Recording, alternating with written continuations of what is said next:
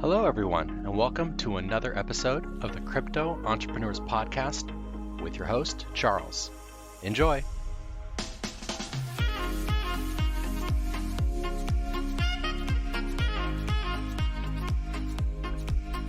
All right, guys, so this is episode 29 of the Crypto Entrepreneurs Podcast. And today we're going to be sitting down with Jeff the Baker. He's a freelance writer, and he's been covering the blockchain gaming industry pretty much since inception. So we're going to talk about past, present, and future of blockchain gaming. So without further ado, let's get into it.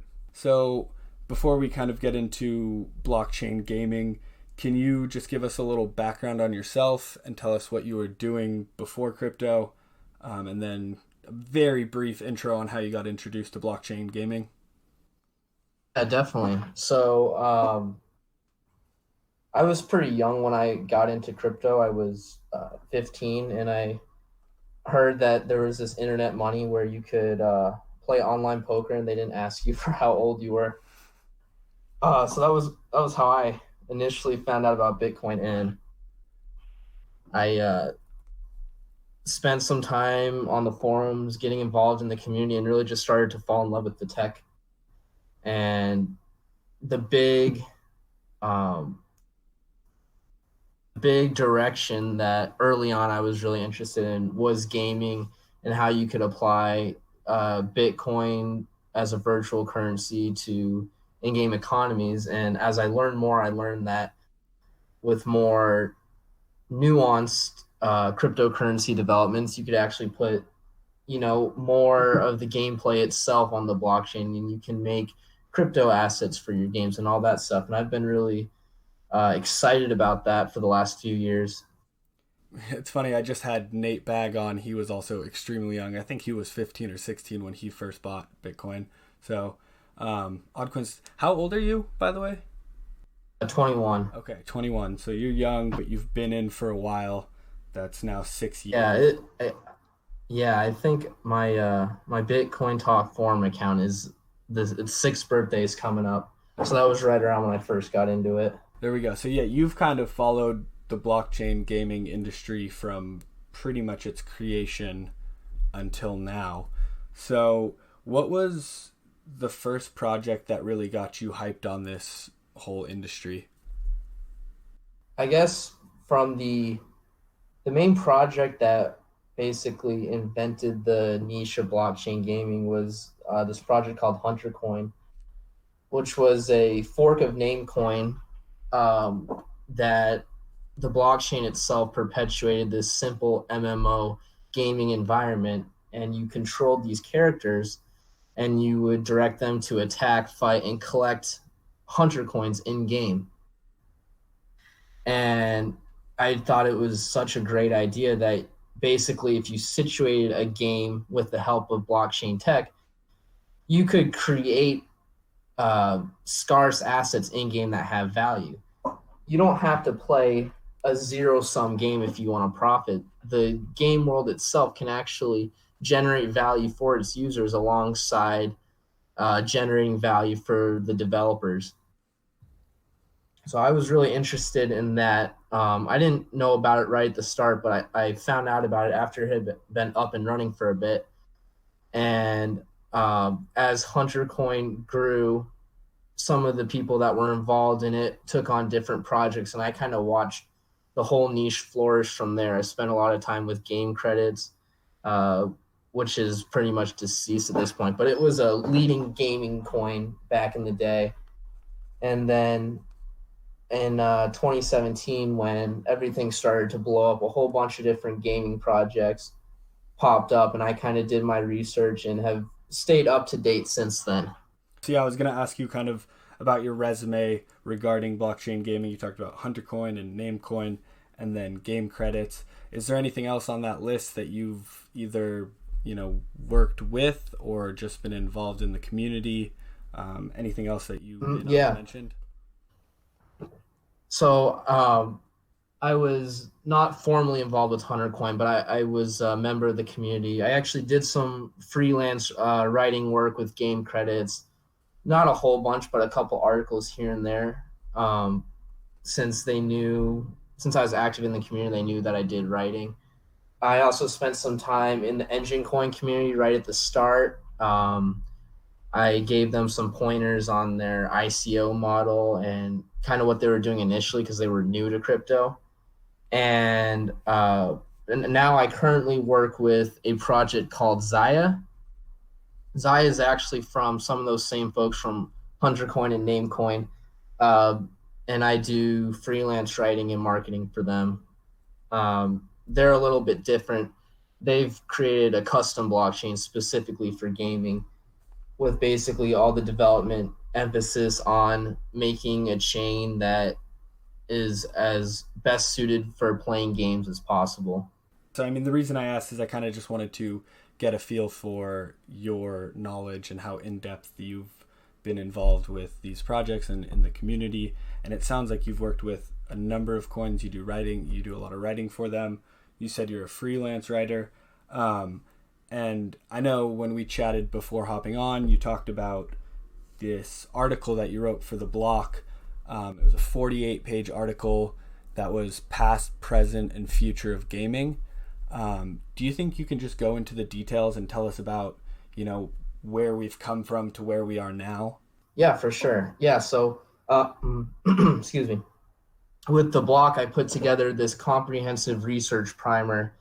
It's split up into 4 parts. The first part of it got published this past week, and the next 3 parts are going live this week and next week, which basically the first part is an overview of the benefits of blockchain gaming, the things like, real ownership of your items, cheat-proof gameplay, autonomous game worlds, that kind of stuff. And then the next 3 parts are situated past, present, future. And so I mentioned HunterCoin as the first example or the first instance of a blockchain game. Before HunterCoin, there were several indie games or modded servers of existing games that incorporated Bitcoin as like an in-game currency. There was a bunch of Minecraft servers that had varying levels of popularity from like 2012 to 2014. There's still a couple of stragglers, but they mostly died off. And there was a couple like MMO/simple RPG games that incorporated Bitcoin, that shifted away from Bitcoin simply because it's just not feasible to use Bitcoin for microtransactions with the cost of TX fees, and that was realized several years ago. Okay, I was gonna ask why you think some of these may have died off. Obviously, the in-game use of Bitcoin has died off because it's just become a little bit too expensive for these micropayments. Yeah, exactly. So, and sorry, go ahead. So there's still people who are there are still people who are developing on Bitcoin in some capacity. A lot of it is people making games on Lightning Network. And there's some people who are using counterparty assets, which is basically non-fungible tokens for Bitcoin, as crypto assets for games. But overall, it doesn't make much sense from an efficiency standpoint. And another issue that a lot of these early games had is that they were basically Bitcoin faucets, where they weren't really generating Bitcoin from hosting these worlds. They were giving it out for people to play in, because people in general didn't have a lot of money to go around way back in the day, and they didn't necessarily want to deposit on a Minecraft server or whatever. And as Bitcoin grew, it became pretty infeasible for these projects. Like there was a Minecraft server called BitVegas, and they shut it down, I believe, in the end of 2013 because they were losing 2 Bitcoin a day. The time was only, several $100s, but in terms of Bitcoin, 2 Bitcoins a lot relative to the whole supply. Of course, yeah. Any, losing 2 a day, you think of it back then, it's a couple $100, no big deal, but we need to remember that we're thinking in terms of a very limited supply. So that kind of died off in a sense, and then where did the industry go from there? Yeah, so in my article with the block, I like to section off as Gen 0 to Gen 1, with basically the transition being with CryptoKitties. Everything before CryptoKitties is Gen 0. And there's still some games left I didn't mention, but Spells of Genesis is still a pretty or somewhat popular game. It's like a RPG trading card bubble shooter mashup, excuse me. But for the most part, a lot of the games you have now are part of this Generation One that started with CryptoKitties, which, as we all know, is a very simple crypto collectible.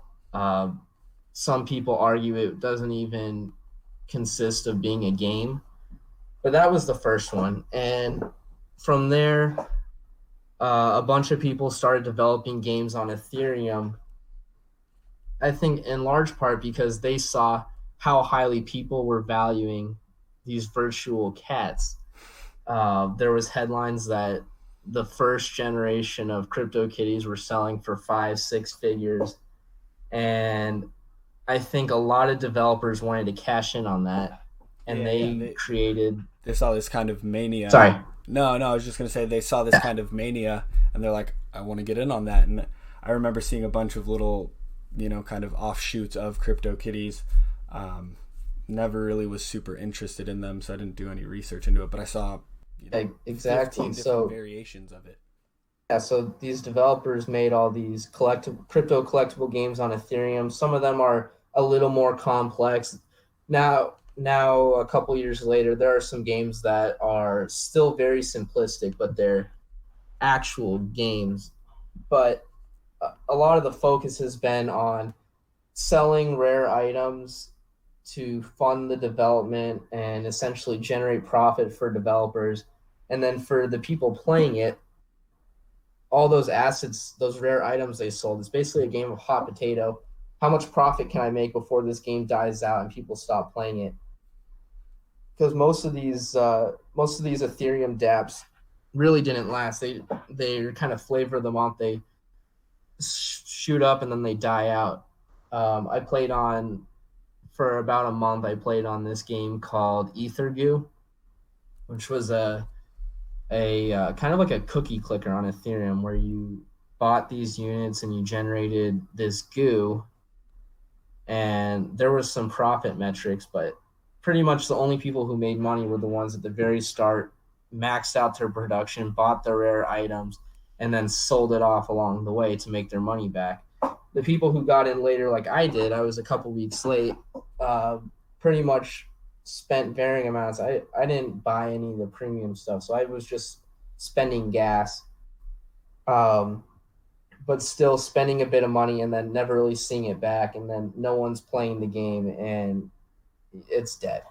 Yeah, I actually, when you mentioned that game, it kind of jogged my memory. There was one that I remember seeing. It was called Ethermon, I believe.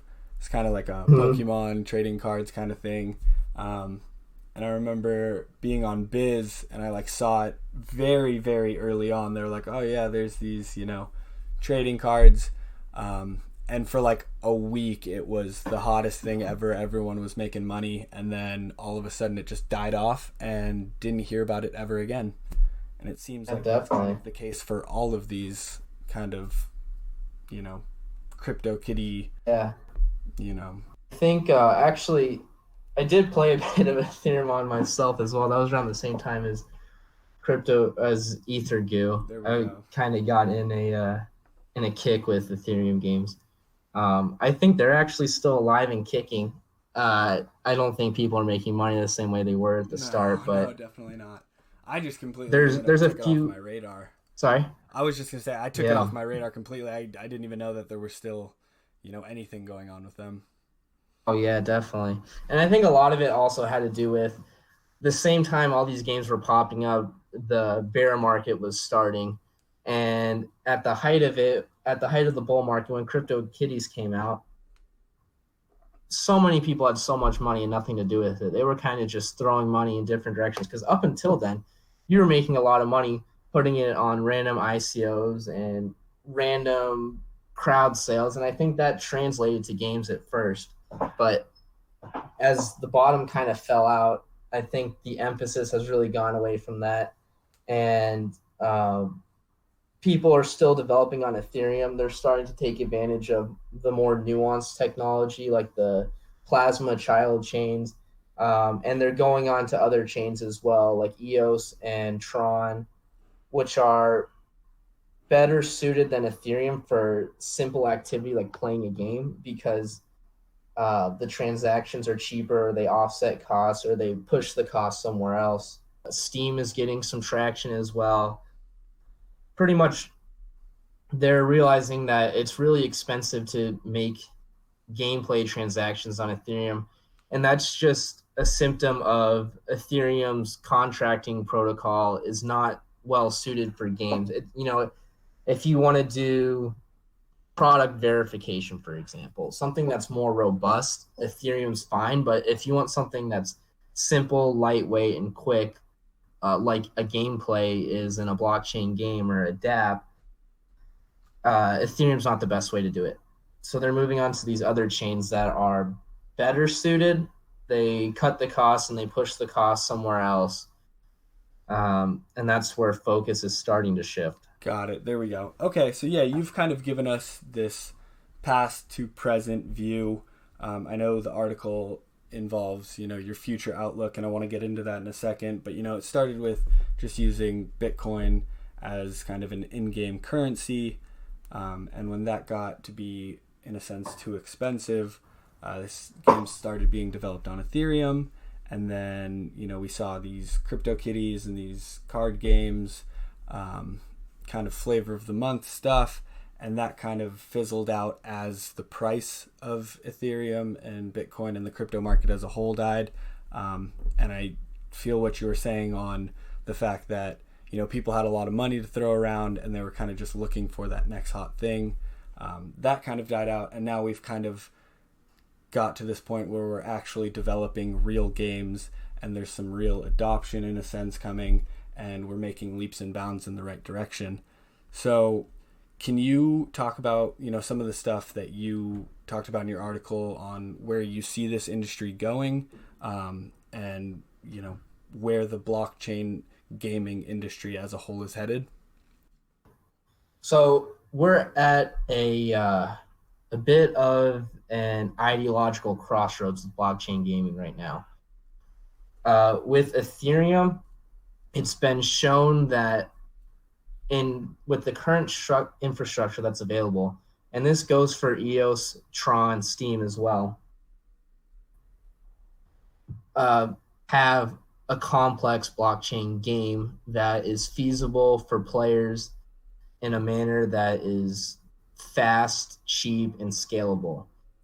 Simply because Ethereum's not made to do that. And EOS and Tron and Steam and Holochain and whatever else is making games right now, they have alleviated some of the symptoms. They've made it cheaper. They've transferred costs.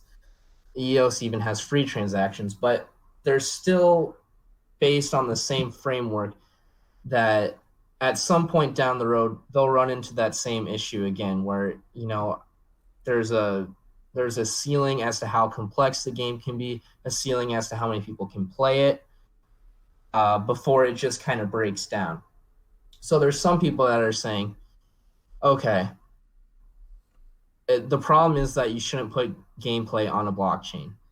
The best way to find value for video games in the crypto industry is to stick to just having traditional games and implementing these crypto assets where, you're playing whatever game, you can get these rare items. They're on the blockchain. You actually own them. You might even be able to send them to another game. You can sell them. You might be able to make a profit. People are saying that's pretty much the peak as to where it goes. The other ideology is that, well, the problem isn't inherently blockchain. The problem is the blockchain infrastructure we have now is not meant for gaming.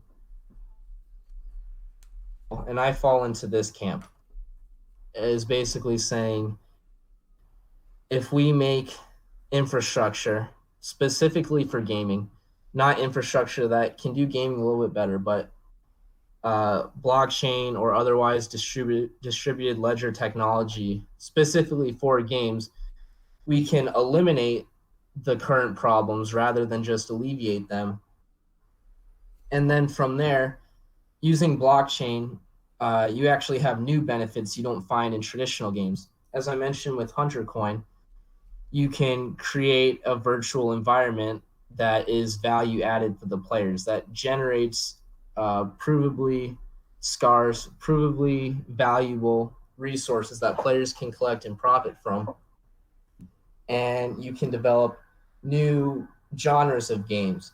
Decentraland's a good example. They're creating a quasi autonomous virtual reality world where people who are landowners on the Decentraland map, they can create their own scenes and they can incorporate assets, and they basically have control to build this world out to be how they want it to be.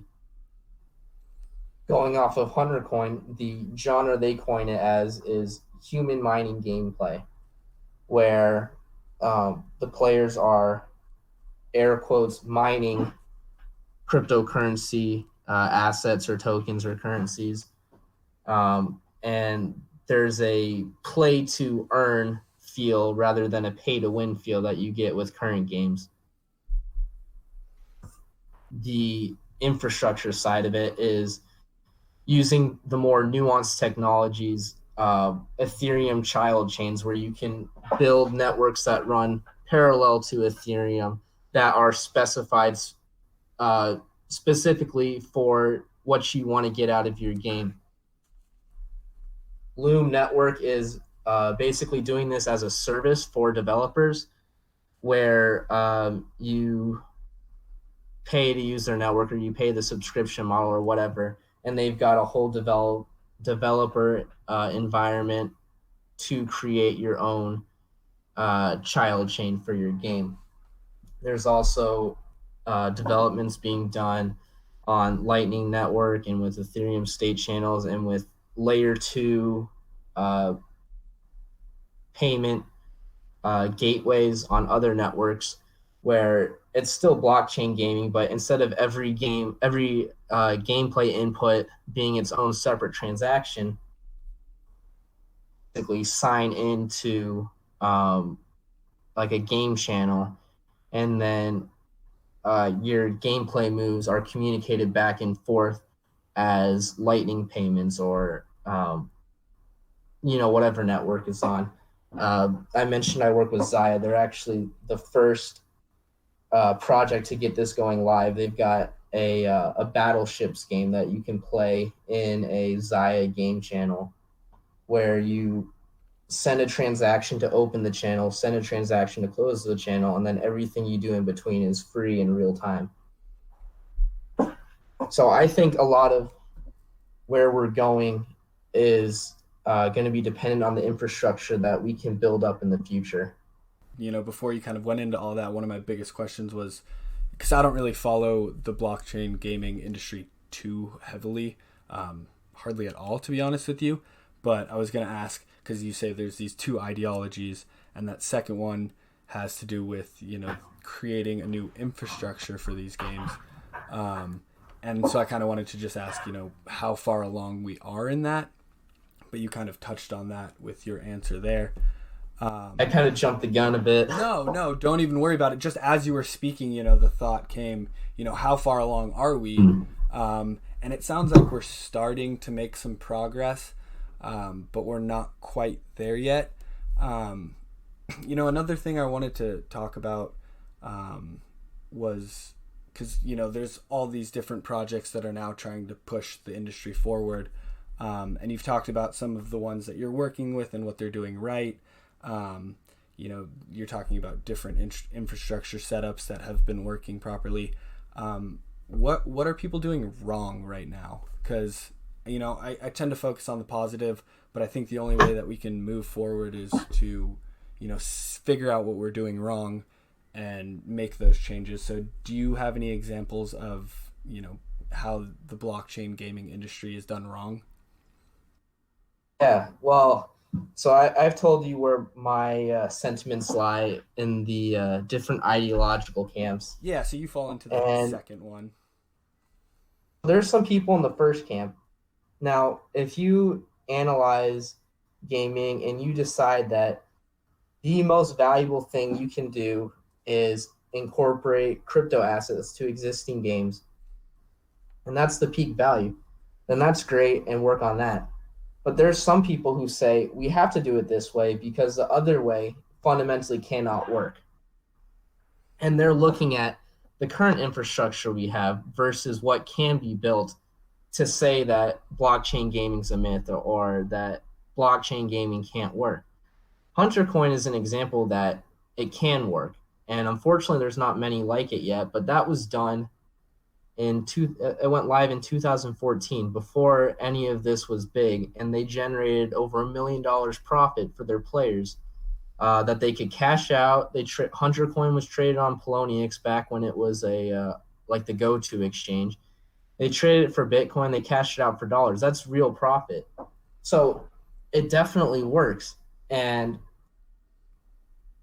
pitfall I think that people run into with these crypto assets is, well, the whole idea of using crypto assets is that you're giving ownership back to the players.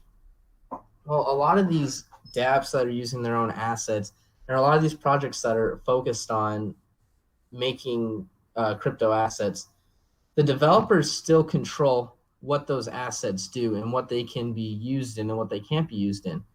It's the exact same thing as in World of Warcraft. If they decide, a certain item is too strong, they nerf it. You can still do that with crypto assets, and that undoes a lot of the intrinsic value. The biggest offender of this, I think, is Engine Coin.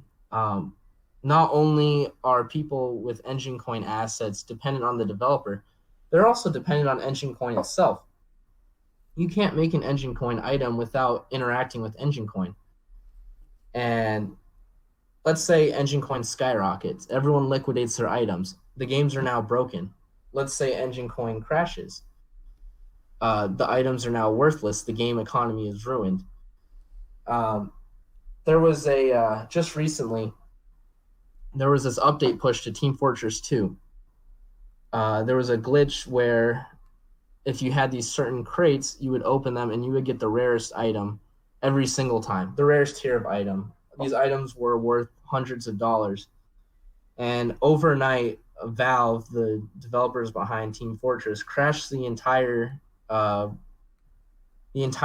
economy, or the entire hat economy, by basically flooding the market with the rarest items possible.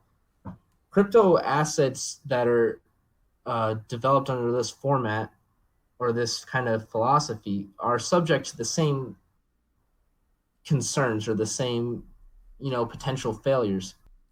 I think that's are focusing resources in the wrong capacity.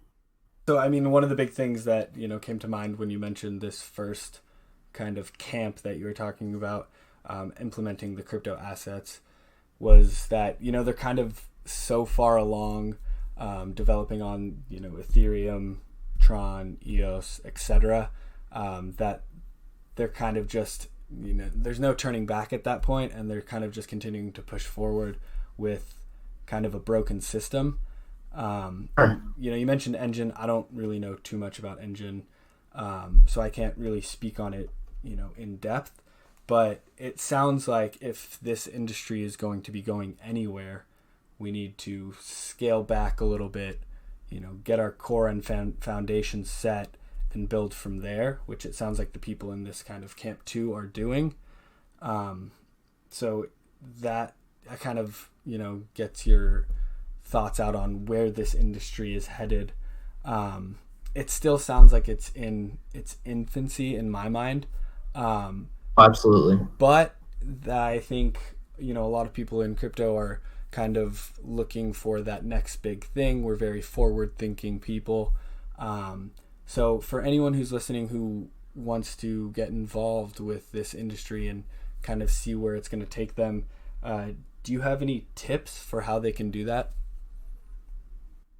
Yeah, I mean, research is your best friend. I know that's the mantra of the crypto space, DYOR. Of course.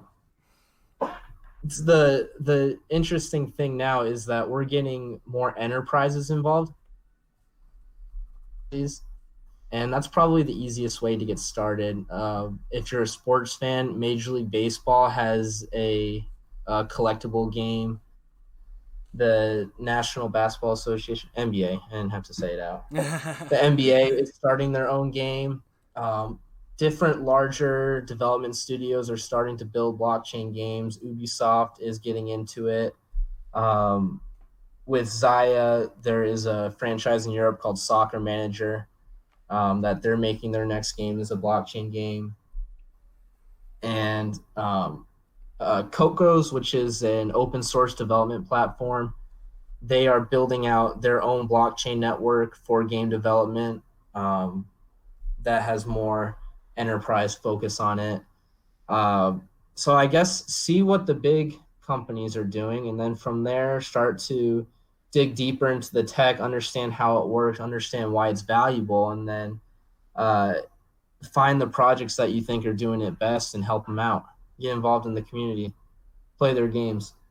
That's kind of what I was looking for, was just, a couple examples of, projects or companies or groups of people that are kind of big in the space already. You mentioned a bunch. Zaya was the one that you're working with.